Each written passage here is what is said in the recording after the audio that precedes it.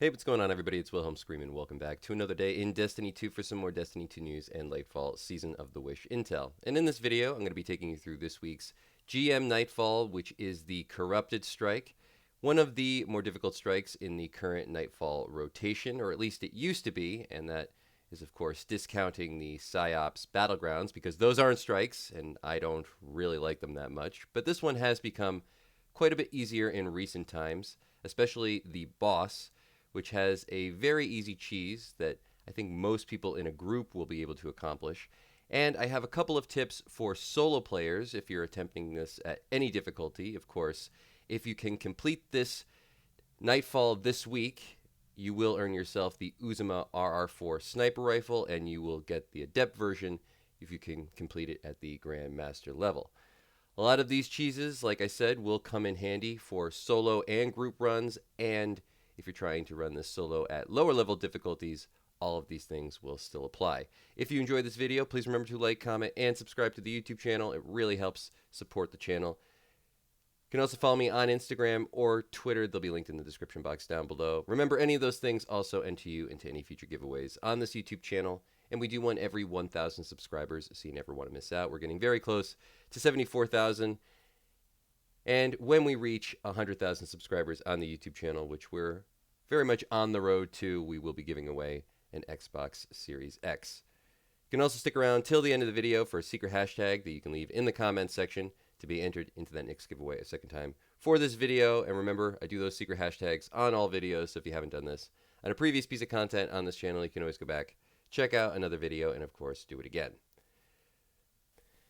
Now, the first section we're going to focus on is the elevator, everybody's favorite section. This part actually gave my fire team, I think, the most trouble other than the actual boss, as it's just sort of finicky when you have to throw these taken nodes to take down the shields. The auto aim sometimes will just go right to one of the red bar enemies and you basically waste it. So make sure that you have 3 charged before you actually start the encounter and have any of the ads actually spawn in. This will allow you, hopefully, to get through this first phase of enemies without having to use any of your supers so that you can save them for the second phase, which is going to be a lot more dangerous. There's going to be a lot more blight in the middle swirling around. There's going to be a lot more stuff on the floor that can kill you, as well as more enemies overall and more of the taken bosses or mini bosses. We were using 2 Well of Radiance Warlocks and a Hunter with Solar that was making us Radiant. Seemed to go pretty well. We wiped the first couple of times we tried this, but overall, not that difficult a section once you get it down to a science. The next area that I think is going to give people the most trouble is the double Ogre Room, where you have to fight the Ogre in the normal realm and then fight the Taken Ogre in the Taken realm. This is actually a really easy section if done properly. Simply wait by the stairs, as you see us doing here, and then if you do have a Well of Radiance Warlock, make sure that you use your super once you get teleported into the Taken realm. Take out the Taken boss first, the Taken Ogre, and then everything else should be fairly straightforward, as you'll get teleported back to the normal realm and you won't have to fight anything in the Taken realm again. Then you can just take out the normal realm Ogre and ads in that area at your leisure and move forward without having to really put yourself or any of your teammates in any unnecessary danger. You can do all of this while standing by the stairs. Know any of the knights that actually rush you by the stairs will not actually come onto the stairs. So if you are a solo player, if you back up onto the stairs enough, all the enemies will simply turn around and run back into the room ahead of you. Another area which I think can trip some people up is the part where you have to jump off the big cliff and fall down through the portal. It's not worth having all 3 of your teammates do this if you are running this in a group. Simply have one teammate jump down, go through the portal, and have the others wait up top. They will get adjoining allies, and you don't have to risk all your teammates possibly wiping on what would be a very easy section otherwise. I have seen it happen here, and we do have Fire Team Finder now, so you never want to risk either a revive. If you're solo, you won't have this luxury, but might as well wait for the joining allies if you get the option.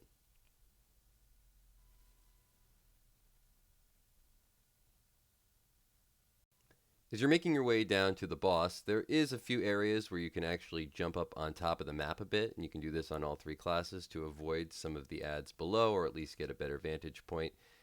A buddy of mine, shout out to Lord Sinister, actually made note of this and said that it was interesting because you could get up there on a hunter, that for a solo run it could come in very handy, so I thought I'd make mention of it.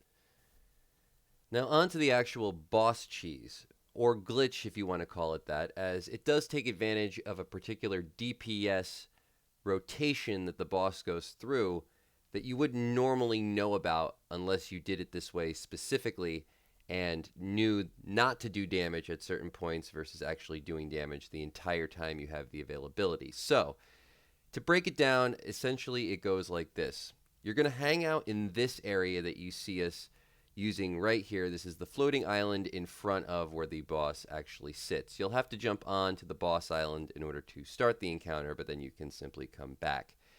Make sure that you pick up one of the actual bombs in order to take down the boss's shield, but you're not going to actually do damage to the boss.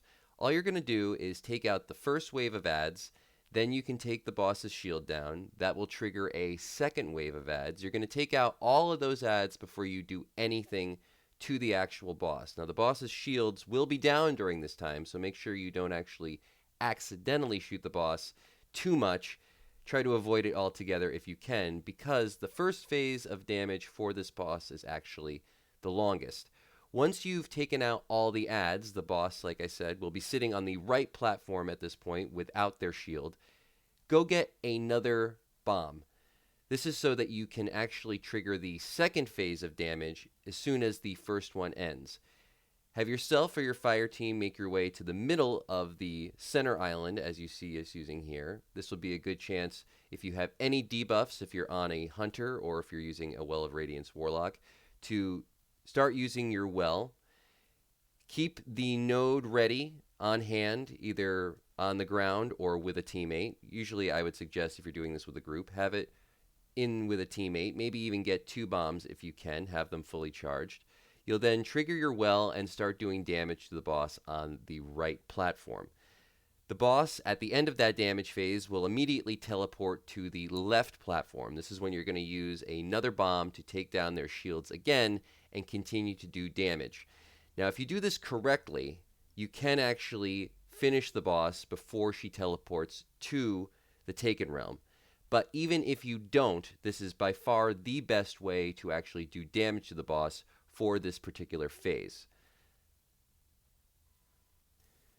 Now, my fire team and I did try a few weapons loadouts for damage for this phase, and I just found that linear fusion rifles are still the best and easiest way to do damage if you're using this method, simply because the boss does move around a bit and you want to be able to do as much damage as possible. And though the max damage possibly for rockets, as we did try that as well, might be a bit higher, linears just seem to be the easiest overall.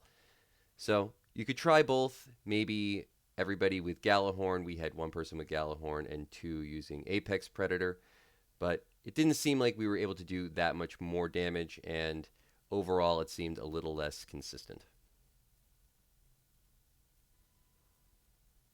Something else that used to work and could still possibly be viable for solo as well as group runs is being able to take one of the taken bombs into the Ascendant Plane with you after the boss teleports.